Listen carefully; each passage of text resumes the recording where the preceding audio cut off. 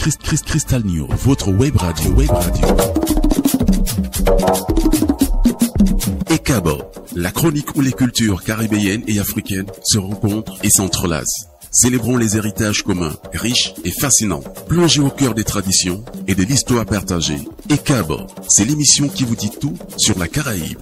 La chronique ECABO, c'est sur votre web radio Crystal News avec Nadine Priam Plesnage. Tous les lundis et mercredis à 8h.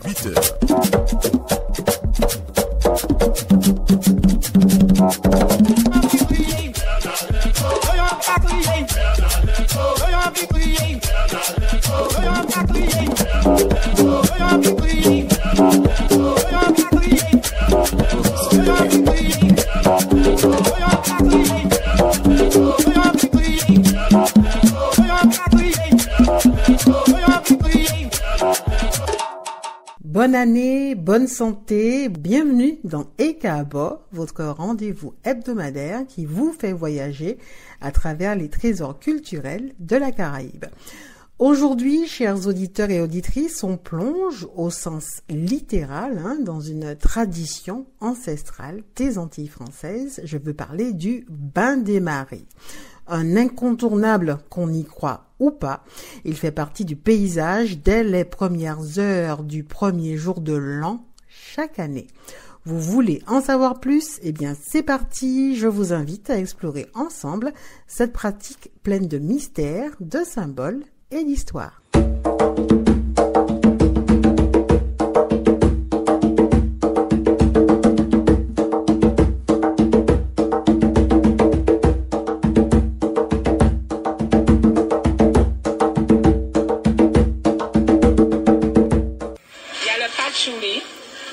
C'est pour la chance, pour bien se faire voir, amour, chance, patchouli.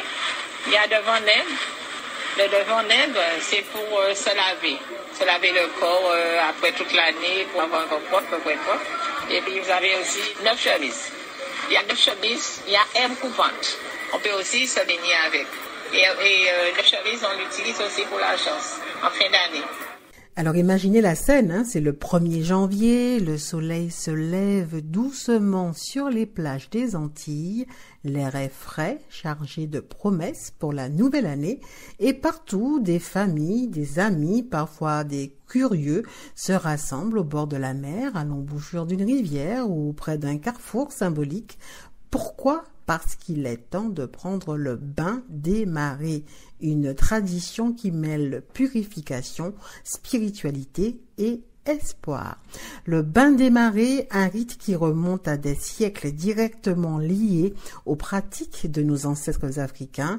Sa fonction principale, se débarrasser des énergies négatives accumulées durant l'année écoulée et accueillir ainsi la nouvelle année avec sérénité et optimisme. Autrement dit, on lave le passé pour mieux ouvrir les bras à l'avenir. Mais attention, ce n'est pas un bain comme les autres et il y a plusieurs écoles, ceux qui vont à la mer et ceux qui vont à la rivière. Point commun des deux, des étapes précises à respecter.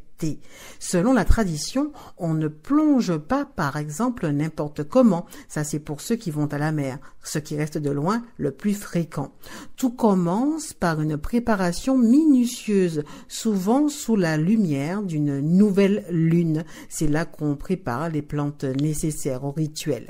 Elles jouent un rôle essentiel. Parmi les plus utilisées, on peut citer la malaguette pour la protection, la feuille de citronnier pour purifier ou encore le chardon béni que les Kalinagos de la Dominique appellent guéritou.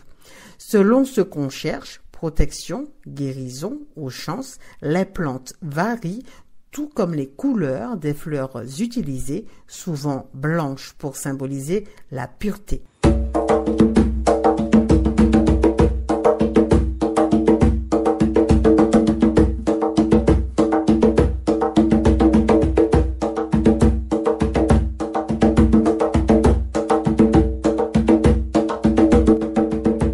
Et là, chers auditeurs, je vous entends déjà vous demander, mais pourquoi la mer ou la rivière? Eh bien, dans la culture caribéenne, ce sont des lieux considérés comme des zones de transition, des espaces où les forces mystiques sont les plus puissantes. À Cuba, par exemple, une pratique similaire, appelée limpieza, qui signifie nettoyage, suit un processus comparable. Et en Afrique, ces rituels de purification, souvent liés à l'eau, vous le savez, existait déjà bien avant que nos ancêtres ne traversent l'Atlantique. En fait, le bain des marées est un bel exemple de la continuité entre les pratiques africaines et caribéennes.